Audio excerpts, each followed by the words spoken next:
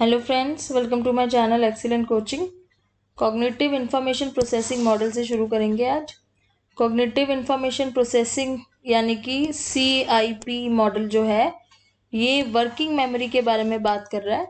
और इस मॉडल के अकॉर्डिंग जो वर्किंग मेमोरी है वो उसकी कैपेसिटी बहुत लिमिटेड है।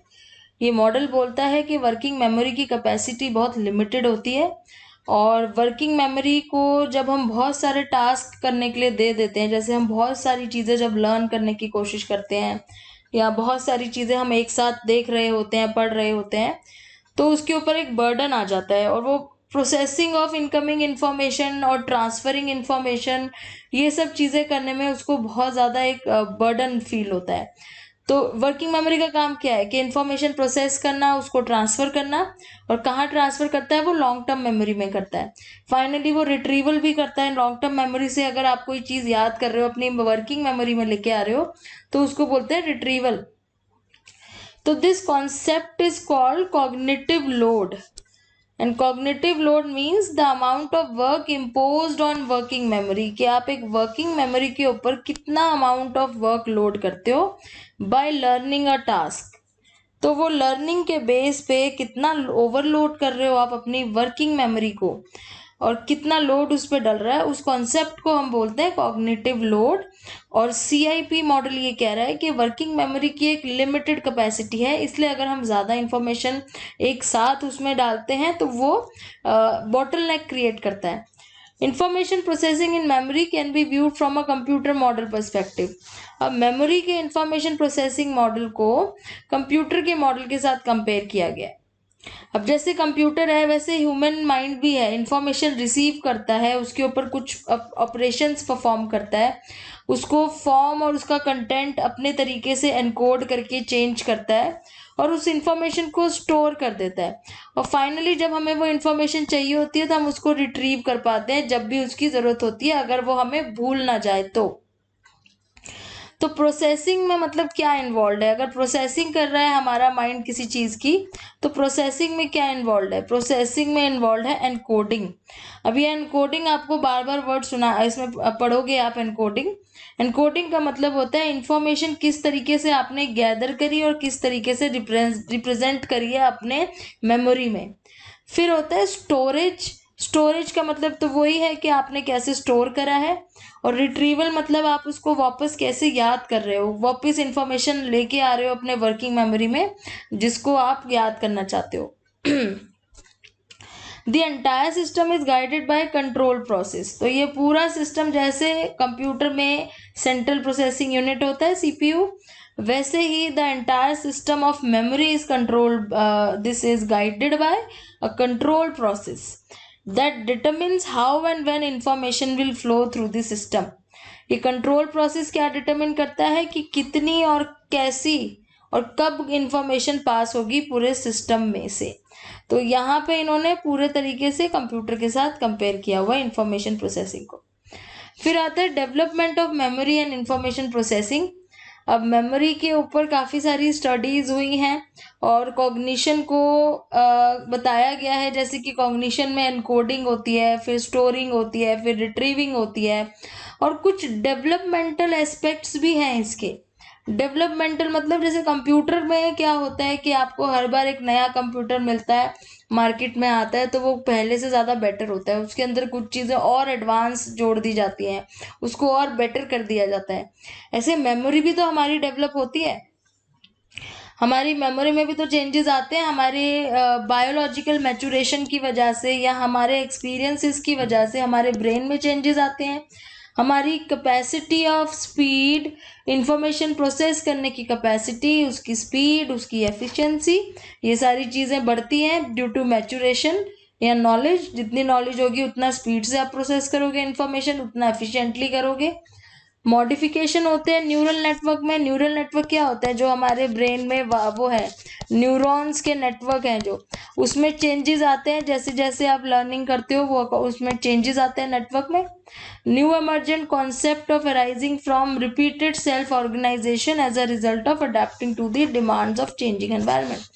तो जब एनवायरनमेंट जैसे जैसे चेंज हो रहा है, आप उसकी डिमांड के साथ अपने आप को अडेप्ट करते जा रहे हो, एनवायरनमेंट के चेंजेस के साथ अपने आप को अडेप्ट करते जा रहे हो। और lastly, increase capacity of problem solving and metacognition. हमारी प्रॉब्लम सॉल्विंग की कैपेसिटी भी धीरे धीरे इंक्रीज होती है और मेटाकॉग्निशन भी। मेटाकॉग्निशन का मतलब है जब आप अपनी खुद की ही कॉग्निटिव एबिलिटीज के बारे में सोचते हैं। और ये सारे चेंजेस हमारे एवोल्यूशन से आते हैं। धीरे धीरे हमारी species to species, generation to generation हम इवॉल्व हो रहे हैं। तो जैसे जैसे हम इवॉल्व हो रहे हैं, हमारे ब्रेन में धीरे धीरे चेंजेस आते हैं, और ये चेंजेस सारे जो है डेवलपमेंटल चेंजेस हैं। अब एनकोडिंग की जो बात हो रही थी उसका मतलब डिटेल में देखते हैं। देखो, encoding occurs during the initial process of stimulus और इवेंट। एनकोडिंग का मतलब क्या है कि जैसे ही हमने कोई चीज देखी तो हम उसको अपने तरीके से अपने माइंड, अपनी मेमोरी में स्टोर करने की कोशिश करते हैं, लेकिन उसको अपने तरीके से समझ के। Maturation and experience influence this process. अब अगर मैचुरेशन और एक्सपीरियंस है तो एनकोडिंग में फर्क आएगा। अब छोटा बच्चा किस तरीके से अपनी इंफॉर्मेशन एनकोड करता है और एक एल्डरली उसके सामने खड़ा है, वो उस इंफॉर्मेशन को कैसे एनकोड करता है, इन दोनों में बहुत फर्क होगा। मैचुरेशन का फर्क होगा, एक्सपीरियंस का फर्क होगा। अब जैसे यहाँ पे बोल रहे हैं कि Dempster suggest that adult capacity for short term memory of 5+2 digits might be as much as 2 digit lower for children age 5। तो अब जैसे हमने ये पढ़ा था कि हमारी अगर कैपेसिटी 5+2 डिजिट्स की है, तो हो सकता है कि बच्चों में उससे भी कम हो, उसमें सिर्फ 2 डिजिट्स की हो, या फिर और अगर 9 साल का बच्चा है तो उसकी कुछ और कैपेसिटी हो। तो ऐसे एक तो हमारी एनकोडिंग की पावर उससे चेंज हो गई, क्योंकि हमारी जो कैपेसिटी है मेमोरी की वो कम या ज़्यादा है, डिपेंडिंग ऑन आवर एज या मैचुरेशन या एक्सपीरियंस की वजह से। As for experience, in a series of well-known studies of expertise, novices remember new information less than well experts. अब इस लाइन का क्या मतलब है? देखो, नोविसेस मतलब नए लोग, जिनको नहीं पता, जो पहली बार सुन रहे हैं, पहली बार सीख रहे हैं, उनको एक नई इंफॉर्मेशन बहुत इजीली याद हो जाती है, एज कंपेयर टू जो लोग पहले से पढ़े हुए हैं, वो पहले से जानते हैं। वो अगर कोई नई इंफॉर्मेशन सुनेंगे तो वो उसमें उनकी जो पहले याद करी हुई चीज़ें हैं वो इंटरफेयर करेंगी। जैसे हमने एक बार रेट्रोस्पेक्टिव इंटरफेरेंस और ये इंटरफेरेंस के बारे में पढ़ा था। तो ये प्रोएक्टिव और रेट्रोस्पेक्टिव इंटरफेरेंस क्या होता है कि अगर आपको पहले कोई चीज़ पता है और उसी से रिलेटेड आप नई चीज़ याद करते हो, तो आपको थोड़ा सा उसमें नई चीज़ को समझने में, थोड़ा याद करने में प्रॉब्लम होती है। लेकिन आपका अगर माइंड टोटली ब्लैंक है और एक आप ये पहली बार पढ़ रहे हो, तो आपको वो इजीली याद हो जाएगा। लेकिन जिसको पहले से एनकोडिंग के बारे में कुछ नॉलेज है और वो ये पढ़ेगा, तो उसको थोड़ा सा इस नई चीज़ को एडजस्ट करने में टाइम लगेगा। See, one of the most important differences between novices and experts is the structure and organization of domain specific knowledge. तो अब यहाँ पे एक तो मैचुरेशन की वजह से फर्क आया, क्योंकि मैचुरेशन की वजह से कैपेसिटी हमारी कम ज़्यादा हो सकती है मेमोराइज करने की। दूसरा यहाँ पे एक्सपीरियंस की वजह से फर्क आया, क्योंकि अगर कोई न्यू है तो वो जल्दी याद कर लेगा नई चीज़ों के बारे में, और अगर कोई पहले से कुछ और चीज़ें पढ़ रखा है या पहले से एक्सपर्ट है किसी चीज़ में, तो वो नई इंफॉर्मेशन को याद करने में टाइम लगाएगा। और फिर उसके बाद आता है structuring and organising. Structuring and organising information occur as the learner processes and stores information. तो जैसे जैसे हम इंफॉर्मेशन प्रोसेस करते हैं, जैसे जैसे स्टोर करते हैं, तो उसमें स्ट्रक्चरिंग और ऑर्गेनाइजिंग चलती रहती है, और लर्नर की एबिलिटी चेंज होती रहती है मैचुरेशन और एक्सपीरियंस की वजह से, जो हमने अभी ऊपर देखा। और when presented with information they are asked to remember. Younger children do not rehearse information in order to remember it. As they get into school, they begin to develop or are taught various strategies. अब बच्चे हैं छोटे, जिनको नहीं पता कि कैसे कैसे याद करी जा सकती है कोई चीज़। हम इतने बड़े हैं, हमें पता है कि लिख के याद कर सकते हैं, बार बार बोल के याद कर सकते हैं, या हम इमेजेस बना के याद कर सकते हैं, हम कीवर्ड्स लिख के याद कर सकते हैं, निमोनिक्स का यूज़ कर सकते हैं। हमको बहुत सारी स्ट्रैटेजीज आती हैं चीज़ें याद करने की। लेकिन छोटे बच्चों को नहीं पता, तब वो स्कूल जाते हैं जहाँ पे उनको ये स्ट्रैटेजीज सिखाई जाती हैं। तो शुरू में तो कोई और उनको सिखा रहा है, लेकिन धीरे धीरे क्या होता है, धीरे धीरे हमारे अंदर वो खुद ही चीज आ जाती है कि हम अपने आप ही उन स्ट्रैटेजीज को यूज करना शुरू कर देते हैं याद करने के लिए।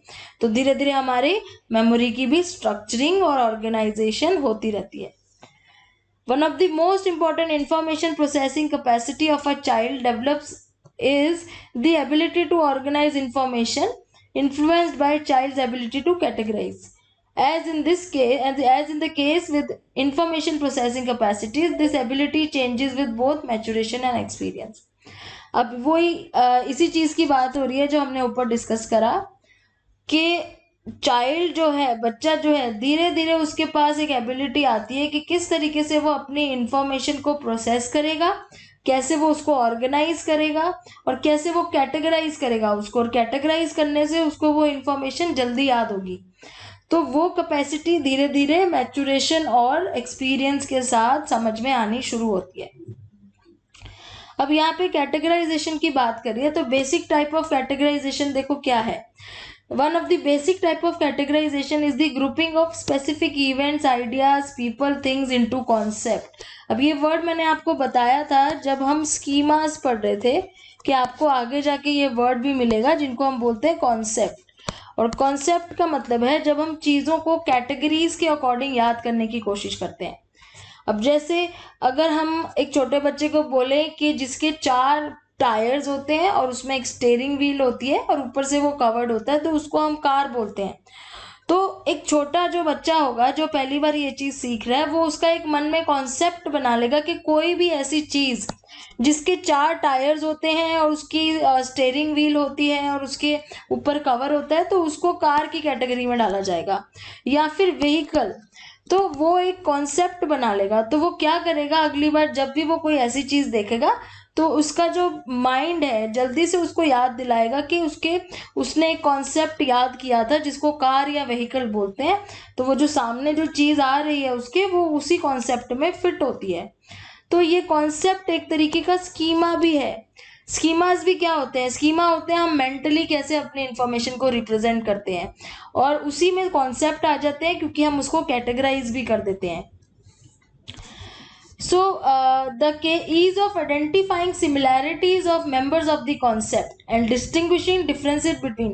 अब जैसे एक तो ये कॉन्सेप्ट हो गया कि जो मैंने बोला कि हमने उसको बताया है कि जो 4 टायर्स होते हैं जिसके स्टीयरिंग व्हील होता है। सपोज उसकी जगह पे एक चीज वो और देखता है कि जो बोट है जिसमें टायर नहीं है ना तो उसमें स्टीयरिंग व्हील है, फिर भी वो चीज लोगों को उठा के ट्रांसपोर्ट कर सकती है या लोग उसमें ट्रेवल कर सकते हैं, शिप है या बोट है। अब उसको जो बच्चा है वो अपने कॉन्सेप्ट के साथ रिलेट करेगा बोट को, और उसको ये समझ में आ जाएगा कि इसकी कोई भी करेक्टरिस्टिक जो है ना उससे मैच नहीं कर रही है जो कार से करती थी, इसका मतलब ये अलग एक कैटेगरी है। तो इसीलिए हमें अपने कॉन्सेप्ट के थ्रू ये भी पता चलता है कि कौन सी चीजें सेम कैटेगरी में आएंगी और कौन सी चीजें अलग। For example, the development of the concept of animal would be more difficult than development of the concept of dog or cat. अब देखो जब कॉन्सेप्ट बनाएगा वो एनिमल का, तो उसमें वो दोनों को डाल देगा, डॉग को भी डाल देगा, कैट को भी डाल देगा, क्योंकि एनिमल का कॉन्सेप्ट वो कैसे बनाएगा, क्योंकि 4 लेग्स होंगे एनिमल के और इस तरीके से वो वॉक करेगा, तो वो होगा एनिमल, और उसके अंदर ये दोनों चीजें आ जाएंगी, डॉग और कैट। अब वो दोनों के बीच में सिमिलैरिटी देखेगा कि दोनों ही 4 लेगेड हैं, दोनों के 4 लेग्स हैं, तो वो एनिमल की कैटेगरी में आएंगे। अब डिफरेंसेस उसमें क्या देखेगा, वो जो डिफरेंसेस होते हैं, तो उससे क्या होगा, उसको ये आइडेंटिफाई करना इजी हो जाएगा कि ये जो पर्टिकुलर जो सामने एनिमल्स हैं, जो डॉग और कैट है, ये एनिमल की कैटेगरी में आ रहे हैं, लेकिन ये आपस में थोड़ा सा डिफरेंट है। और वैसे ही साथ में एनिमल के अलावा उसके माइंड में एक कॉन्सेप्ट और बना होगा प्लांट का, और प्लांट का उसका अलग कॉन्सेप्ट होगा प्लांट की कैटेगरीज के अकॉर्डिंग, कि प्लांट जो होते हैं उनमें वो ग्रीन कलर के होते हैं, उनकी लीव्स होती हैं, वो ग्राउंड में होते हैं, या फिर उनकी रूट्स होती हैं, इस टाइप से उसने प्लांट याद किया है, एनिमल का उसने याद किया है कि वो 4 लेगेड होते हैं। अब जब उसने डॉग और कैट देखा तो ऑटोमेटिकली उसके एनिमल वाले कॉन्सेप्ट में चला जाएगा और वो इजीली डिफरेंशिएट कर सकता है कि वो प्लांट नहीं है, क्योंकि उसकी कोई भी चीज उसके एनिमल वाले कॉन्सेप्ट से मैच नहीं कर रही है। Okay, so this has an important implication as we design learning activities for children. अब ये चीज आप सोचो कहाँ काम आती है, जब बच्चों के लिए लर्निंग एक्टिविटीज डिजाइन की जाती है, जब उनको बचपन से हर चीज लर्न करना सिखाई जाती है, तो ये कॉन्सेप्ट सारे यूज होते हैं कि उनको कैटेगराइज करके, तभी तो हमने देखा है कि हम हर चीज की कैटेगरीज बताते हैं। अगर हम टाइप्स ऑफ एनिमल्स भी बता रहे हैं तो हम उसमें उन्हें कैटेगरीज बताते हैं कि हर्बीवोर्स हैं, ये कार्निवोर्स हैं, ये मैमल्स हैं, ये हम हर चीज में कैटेगरी बताते हैं, क्योंकि कैटेगराइज करने से ना उनके कॉन्सेप्ट और स्ट्रांग होते हैं और वो इजीली लर्न कर पाते हैं। फिर आता है स्टोरेज और रिट्रीवल। स्टोरेज और रिट्रीवल में ये है कि हम कितनी इंफॉर्मेशन स्टोर कर सकते हैं और कितने टाइम तक हमें वो याद रहेगी, हम उसको बाद में रिट्रीव कर सकते हैं। For example, prior to about age 7 months of an infant will not seek an object that has been shown. अब यहाँ पे देखो बहुत अच्छा एग्जाम्पल दिया है, इसको हम ऑब्जेक्ट परमानेंस भी बोलते हैं इस पर्टिकुलर एग्जाम्पल को, कि 7 महीने से छोटा बच्चा होगा, अगर आप उसको कोई चीज दिखाओगे, टॉय दिखाओगे और उसके बाद उस टॉय को छुपा दोगे तो वो उसको ढूंढेगा नहीं, उसके लिए वो चीज जो है वो तभी है जब वो उसके सामने है, जब आपने हटा दी तो वो चीज उसके लिए एग्जिस्ट ही नहीं करती है।